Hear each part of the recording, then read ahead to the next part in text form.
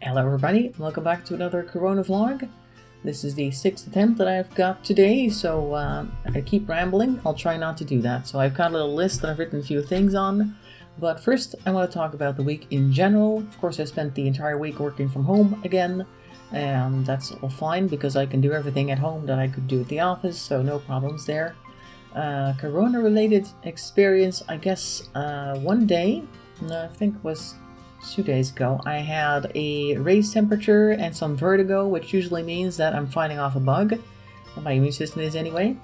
And that usually happens, and then it'll be over within the same day, which was also the case last Thursday. I just had I think in the morning I had some vertigo, and then the temperature rose, and by the time that 6 o'clock in the evening rolled around, both symptoms were gone.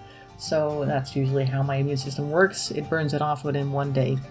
Now obviously I can't test myself, so who knows what it was. Maybe it was just a regular strain of flu, because that's also going around, so who knows what I caught. And I guess there's not going to be anything else further than that, because that's usually how it usually goes with flu season with me anyway. So that's one thing. And I think I may know who I got that from, because I was walking the dog a couple of days earlier, and I was on a bicycle path on the grass side, and the bicycle path itself is about, I guess, 8 feet wide, and they have a small little pedestrian strip for about 4 feet wide, I think. And there were people walking back and forth, a couple of couples walking past me, and it was quite busy actually, because it was sunny out and everybody goes outside regardless of whether they're supposed to be or not. And a lot of people out there doing things that are correct and some others that are not, but I'll talk about that later, another experience. But anyway, so I was walking the dog on the one end, and there were people walking past on the other. So there's a bit of 5 feet in the middle where there was nobody. There should have been more. And there was this guy who rode past on a bicycle with a kid on a bike following them, and he had another kid on his own bike, so like a middle-aged dad. But before I could see him, he was about to pass us, because there was a couple walking on the right as well. And I heard this really loud, dry cough, and I'm like, okay. At first I thought it was somebody trying to scare people, oh look, I've got the coronavirus, lol. That happens as well. But then I turned to look who it was, and it was this middle-aged guy with the kids. And I thought, well, most middle-aged guys with kids, particularly young kids, wouldn't do things like that, because they're usually, hopefully, more responsible than trying to joke around and scare people. So he must have had some type of cough of his own already. It could have been anything, really. But I don't remember anybody else coughing around me, so there were some people who didn't quite keep their distance, like somebody who came zooming past on a bicycle as well. What is it about bicycles, by the way, that makes people think that it's okay to come closer to people? Do they think that if they just go fast enough that nothing will stick on them, or what is it? Or people jogging, but I think I mentioned jogging last time already, that they're breathing extra heavy, and I hate to have to walk right behind them because those particles are still over the air. And so I was wondering if that might be the guy who caused the rise in temperature. Who knows? Fortunately, I spent those days afterwards, of course, being in lockdown at home before I even noticed anything, obviously, because I had to work, and the only time that I go outside normally is when I walk the dog. So I don't think I passed it on to anybody else if I did catch anything. Though yesterday, not that I think I passed anything on yesterday, but just as an example of how some people do not stick to the rules, there were 4 teenage girls, I think about between 16 17 years old, something like that, and they're all dressed in a sporty outfit.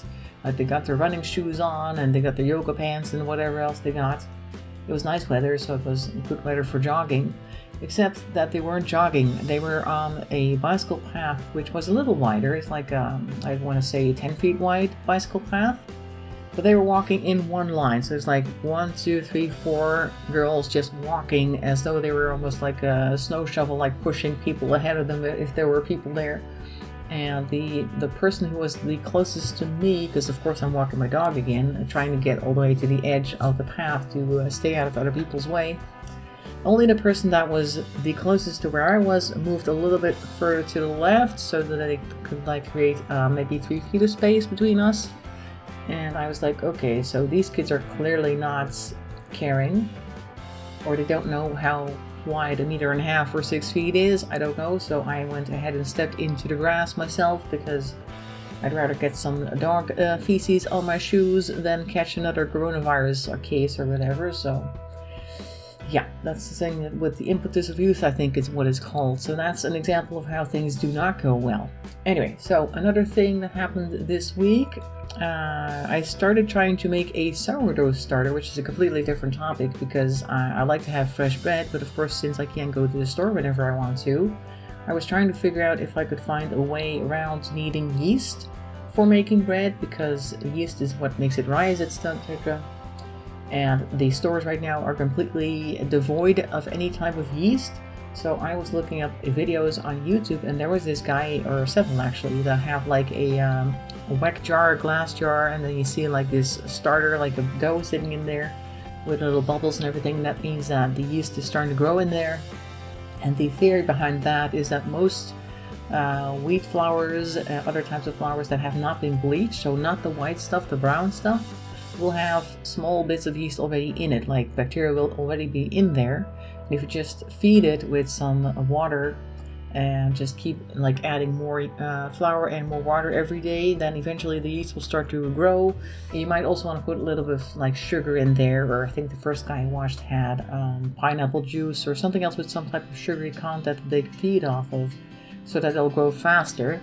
And then about day 3 or 5, you're supposed to see more bubbles in it, like considerably more bubbles. Like usually you'll see one bubble after day 1, but there's like, it looks like Swiss cheese after a certain point in time.